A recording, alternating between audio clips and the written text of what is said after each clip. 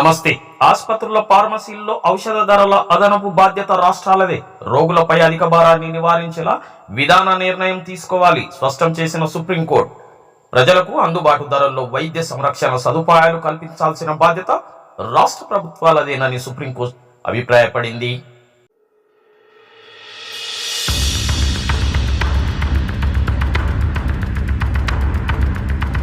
Private ఆసుపత్రుల ఫార్మసీల్లో వసూలు చేస్తున్న అధిక ధరలను విధానపరమైన నిర్ణయాల ద్వారా నియంత్రించాలని, రోగులు దోపిడీకి గురి కాకుండా తగిన మార్గదర్శకాలను జారీ చేయాలని సూచించింది.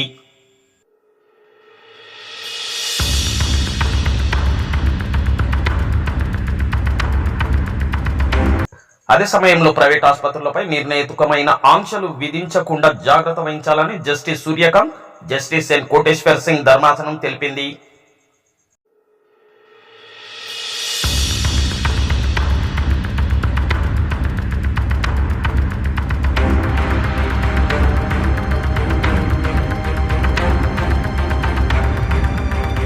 అధిక జనాభా, అత్యాధునిక వసతులు తదితర కారణాల వల్ల వైద్యం కోసం ప్రైవేటు ఆసుపత్రులపై ఆధారపడాల్సి వస్తుందని పేర్కొంది.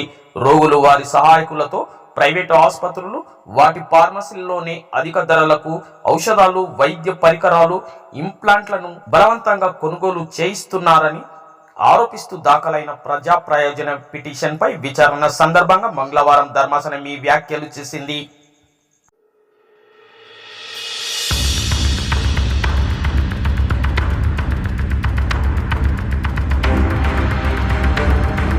తమ ఫార్మసీల నుంచే ఔషధాలు కొనుగోలు చేయాలంటూ రోగులను బలవంత పెట్టడాన్ని నిరోధించేలా ప్రైవేటు ఆసుపత్రులను ఆదేశివ్వాలని పిటిషనర్ కోరారు.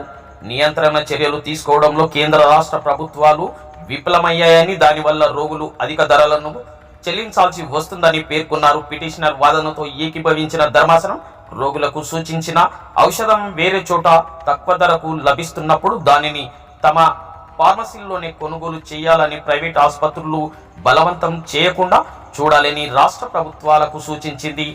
ధరల నియంత్రణ అంశంలో ఆసుపత్రులకు న్యాయస్థానం నేరుగా ఆదేశాలివ్వడం సముచితం కాదని పేర్కొంది.